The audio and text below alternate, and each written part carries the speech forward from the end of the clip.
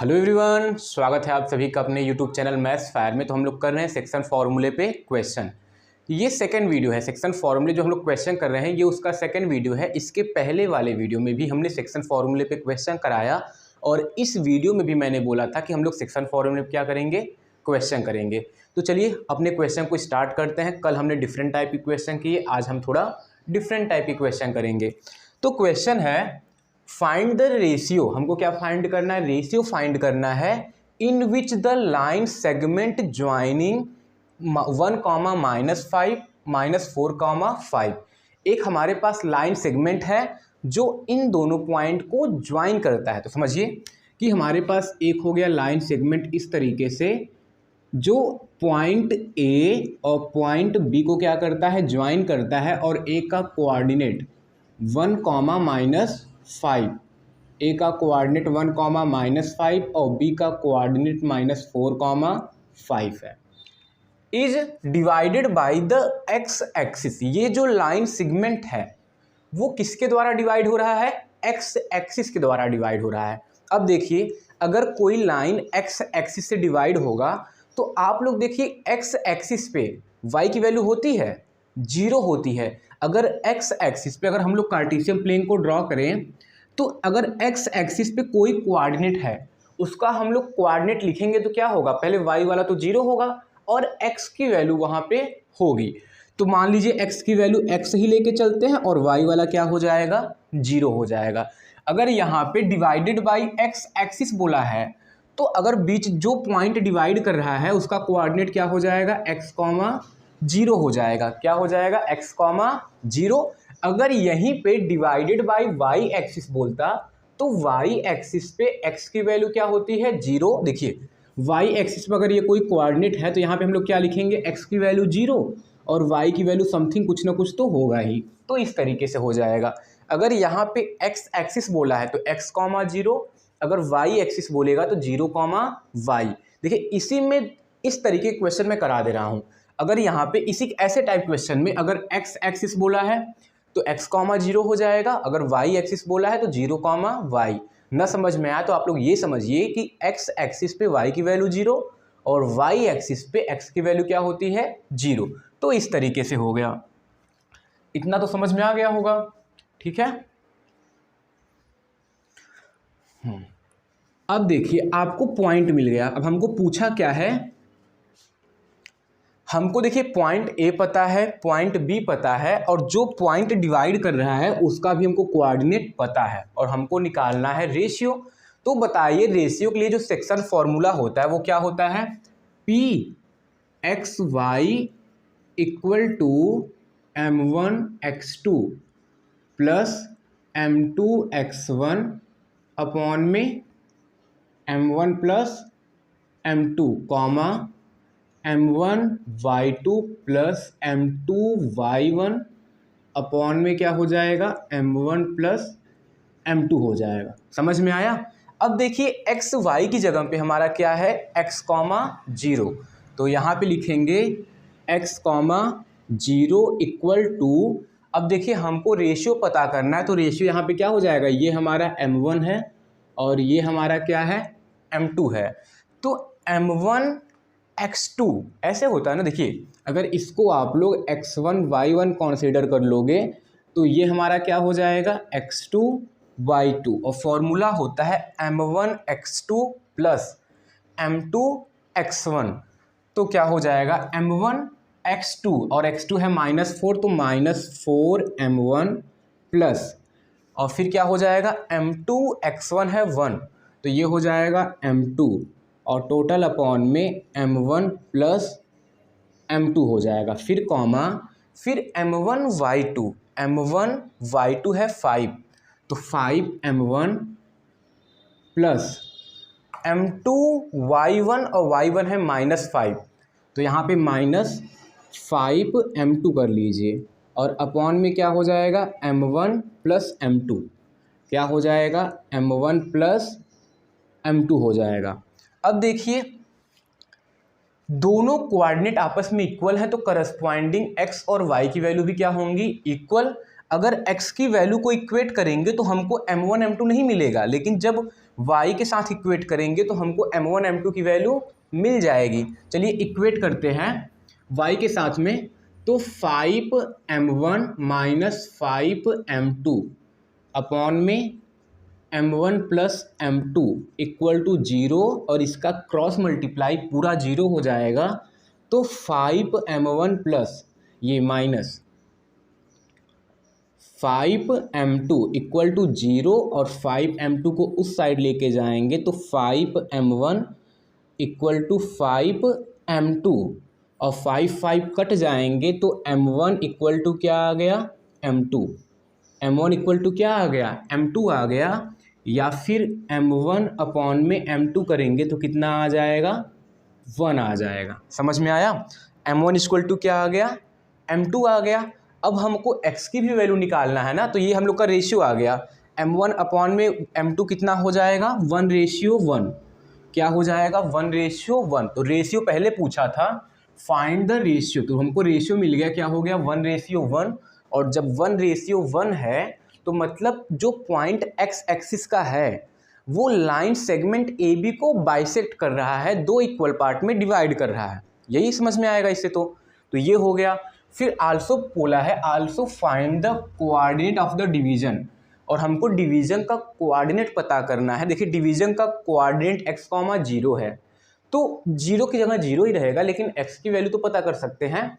तो x की value पता करेंगे, और देखिए x इक्वल टू इक्वेट करेंगे तो x equal to minus 4m1 plus m2 upon में क्या हो जाएगा, m1 प्लस m2, और m1 equal to m2 put करेंगे तो हमको x की वैल्यू, देखिए m1 की जगह पे m2 पुट कर देते हैं, या फिर m2 की जगह पे m1 पुट कर दें।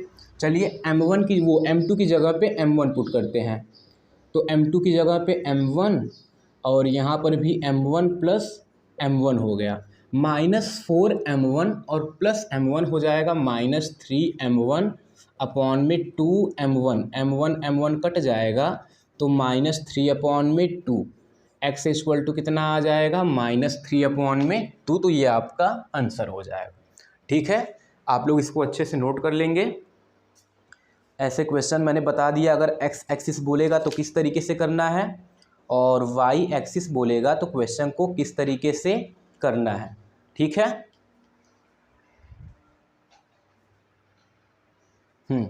अब नेक्स्ट क्वेश्चन आपके सामने है। इसमें दिया है find the coordinate of point of trisection of the line segment joining 4, -1 and -2, -3।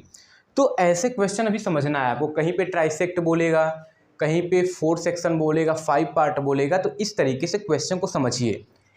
पहले क्या है, find the coordinates of the point, find the coordinates of point of trisection. Trisection के कोऑर्डिनेट को पता करिए जो लाइन सेगमेंट इतने को क्या करते हैं, डिवाइड करते हैं। जैसे हमारे पास एक लाइन सेगमेंट है, एक लाइन सेगमेंट है और कोऑर्डिनेट है 4, -1, और एक कोऑर्डिनेट है -2, -3 है। समझ में आया? इस तरीके से दिया हुआ है, समझ लीजिए ये A है और ये क्या है, B है। अब आपसे बोला है find the coordinates of point, इसके पॉइंट पता करिए, coordinate of point of trisection of the line segment, जो लाइन सेगमेंट को ट्राइसेक्ट करता है। अभी कोई पॉइंट लाइन सेगमेंट को ट्राइसेक्ट करता है, लाइन सेगमेंट को 3 पार्ट में डिवाइड करता है। तो चलिए एक पार्ट यहाँ हो गया और एक पार्ट यहाँ हो गया, तो ये दोनों कोऑर्डिनेट लाइन सेगमेंट AB को 3 इक्वल पार्ट में क्या करते हैं, डिवाइड करते हैं।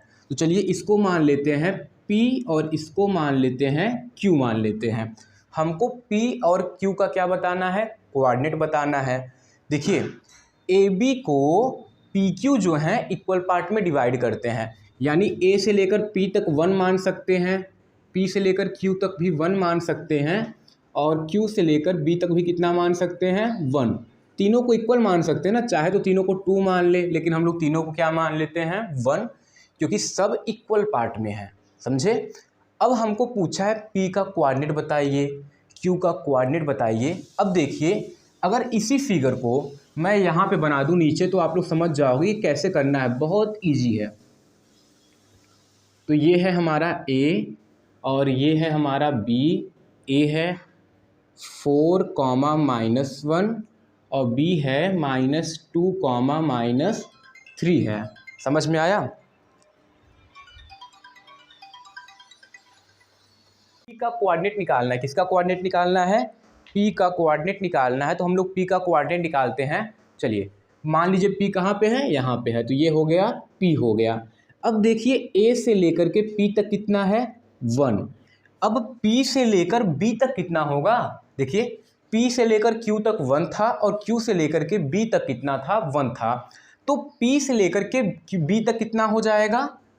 2 हो जाएगा। कितना हो जाएगा? 2। और यही हमारा M1 होगा और यही हमारा क्या होगा?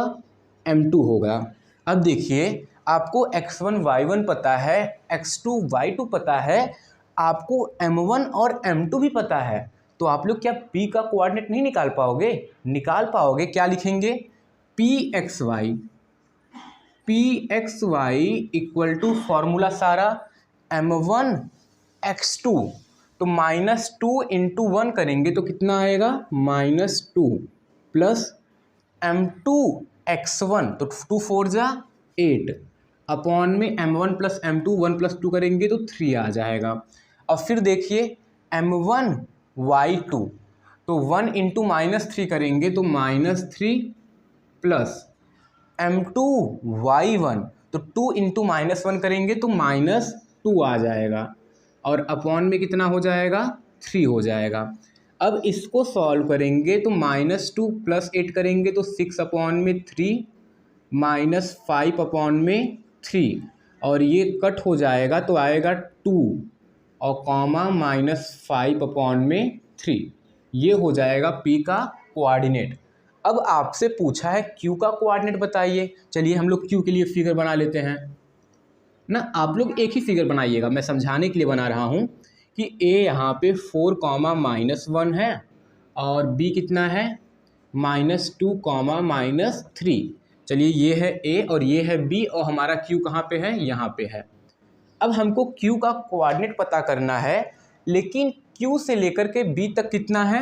1, यानी M2 = हमारा 1 है और A से लेकर Q तक कितना होगा? A से लेकर के Q तक देखिए 1 और 1 कितना हो जाएगा? 2।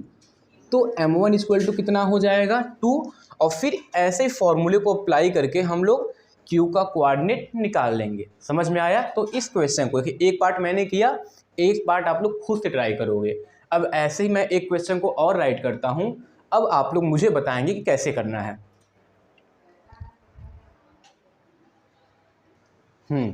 अब सेम इसी तरीके का क्वेश्चन है।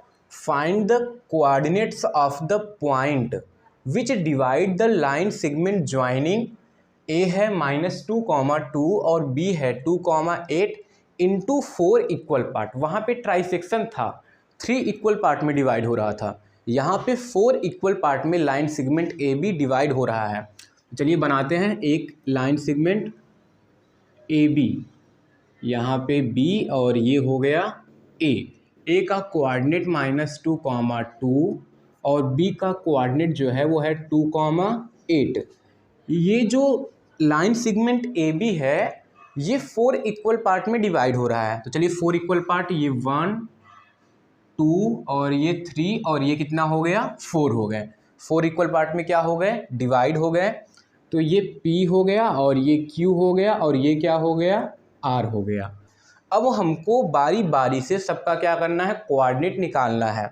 अब देखिए 4 इक्वल पार्ट में है तो इसको आप 1 कर लीजिए, इसको भी 1 कर लीजिए, इसको भी 1 कर लीजिए और इसको भी 1 कर लेंगे। अगर हमको P कोऑर्डिनेट निकालना होगा तो हमारे लिए ये M1 होगा और यहाँ से यहाँ तक क्या होगा? M2। यानी फॉर P के लिए M1 = कितना हो जाएगा? 1 और M2 यानी कि यहाँ से लेकर के यहाँ तक 1, 1, 1 कितना हो जाएगा? M2 हो जाएगा 3 हो जाएगा। और Q के लिए देखिए, अगर Q है तो अगर Q निकालना है तो यहाँ से यहाँ तक M1 और यहाँ से यहाँ तक क्या होगा? M2। तो M1 भी 2 होगा और M2 भी कितना हो जाएगा? 2 हो जाएगा। अगर R निकालना है तो यहाँ से लेकर यहाँ तक m1 और m1 कितना होगा 3 और m2 कितना होगा 1। लेकिन x1 y1 हर बार क्या रहेगा, यही रहेगा। और इस तरीके से हम लोग क्वेश्चन को क्या करेंगे, सॉल्व करेंगे। देखिए मैंने बता दिया ना रेशियो कैसे निकालना है। 4 इक्वल पार्ट में है, अगर p को निकालना है, अगर अलग वो दूसरा फिगर बनाएंगे आप लोग तो p देखेंगे यहीं पे है, यहाँ से यहाँ तक 1 होगा और p से लेकर b तक कितना होगा 3 होगा। ऐसे q के लिए करेंगे, r के लिए करेंगे, समझ में आया।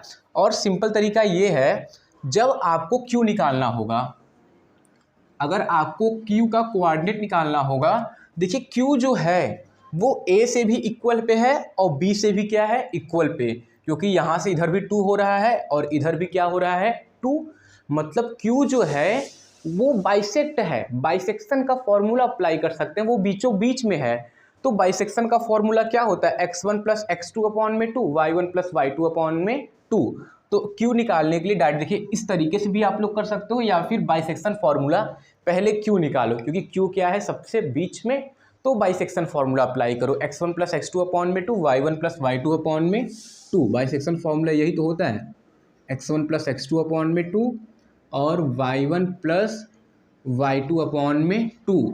अब देखिए x1 y1 x2 y2, तो 2 माइनस 2 और प्लस 2 अपॉन 2 करेंगे तो कितना आ जाएगा, देखिए -2 प्लस 2 अपॉन में 0, फिर कॉमा 2 प्लस 8 अपॉन में 2, ये यहाँ पे 2 है जी। चलिए अब 2 में से 2 गया तो 0 अपॉन में 2 करेंगे 0, और ये 8 2 10 अपॉन 2 गया तो कितना आ गया 5। यानी जो q का कोऑर्डिनेट है वो 0 कॉमा कितना है 5 है। समझ में आया। अब देखिए आपको q का कोऑर्डिनेट पता है, b का कोऑर्डिनेट पता है, तो r का भी निकाल सकते हो, क्योंकि q और b के बीच में जस्ट कौन है, r है। तो इन दोनों का x1 plus x2 upon 2, y1 plus y2 upon में 2 कर लोगे, तो जब करोगे तो 0 प्लस 2 अपॉन में 2, 0 प्लस 2 अपॉन में 2 करोगे तो 1 आएगा, और 5 8 कितना हो जाएगा 13 अपॉन में 2, तो 13 अपॉन में 2 ही राइट करना होगा। अब देखिए इन दोनों के बीच में भी p है, तो 1 अपॉन 2 करके कर सकते हैं। वो -2 प्लस 0 अपॉन में 2 करेंगे तो -1, 2 और 5 7 अपॉन में क्या हो जाएगा 2 हो जाएगा। तो इस तरीके से चाहे रेशियो का अप्लाई करके करो, चाहे बाइसेक्शन फार्मूला अप्लाई करके करो, बहुत इजी तरीके से आ जाएगा। अब हम लोग नेक्स्ट क्वेश्चन करते हैं, आप लोग इसको नोट कर लेंगे। If A and B are, A और बी का आपको कोऑर्डिनेट दिया है, find the coordinate of P, P का कोऑर्डिनेट पता करिए, such that A P equal to 3 upon में 7 A B and P lies on the line segment A B. बहुत ही सिंपल है। देखिए हमारे पास एक ए बी है, एक लाइन सेगमेंट क्या है ए बी है, ए और बी। ए का कोऑर्डिनेट है -2, -2, -2, -2 है, और बी का कोऑर्डिनेट है 2, -4। और जो पी है देखिए P lie on the line segment A B, और पी जो है ए बी पे क्या करता है लाई करता है। और इस तरीके से रिलेशन दिया है कि A P equal to 3 upon में 7 A B, A P equal to क्या है 3 अपॉन में 7 ए बी है। अब इस ए बी को डिवाइड में लाएंगे तो ए पी अपॉन में ए बी इक्वल टू क्या हो जाएगा 3 अपॉन में 7। अब देखिए ए पी इक्वल टू 3 है और ए बी कितना है 7, तो ए पी को हम लोग 3 कंसीडर कर सकते हैं, और ए से लेकर के बी तक हम लोग कितना कंसीडर कर सकते हैं 7 कंसीडर कर सकते हैं। देखिए ये है तो रेशियो, लेकिन हम लोग को रेशियो ही तो चाहिए, m1 m2 रेशियो में ही तो चाहिए। हमको ऐसा थोड़ी ना कि हमको एग्जैक्ट वैल्यू चाहिए सॉल्व करने के लिए, हमको रेशियो चाहिए, और रेशियो कब आएगा जितना कट पीट करके ही आएगा। तो यहाँ पे ए बी को हम लोग 3 मान सकते हैं, तो हमारा क्या हो सकता है कि ए पी इक्वल टू 3 और ए बी इक्वल टू हम लोग क्या कंसीडर कर सकते हैं 7। अब देखिए अगर ए से लेकर के बी तक 7 है और ए से लेकर के पी तक 3 है, देखिए ए पी कितना है 3 और ए से लेकर के पूरा बी तक 7 है, तो बताइए पी से लेकर बी तक कितना होगा। पूरे 7 में से 3 को माइनस करेंगे तो हमारा पी बी इक्वल टू कितना आ जाएगा, P B equal to A B -AP, तो ये 7 - 3 और ये आ जाएगा 4। तो यहाँ पे आ गया 4 और ये है हमारा M1 और ये है हमारा M2। M1 M2 पता चल गया आपको, X1 Y1 X2 Y2 है, तो P का कोऑर्डिनेट तो आप लोग निकाल ही लोगे ना।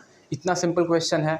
तो आप लोग इस क्वेश्चन को खुद से ट्राई करेंगे, मैंने बता दिया रेशियो कैसे निकालना है, और बाकी आप लोग क्वेश्चन को खुद से ट्राई करेंगे। तो सेक्शन फॉर्मूला में हमको लगता है इनफ क्वेश्चन हो गए हैं सारे क्वेश्चन। अगर एक्सरसाइज देखोगे NCERT के RD के तो आप लोग सॉल्व कर सकते हो, ठीक है।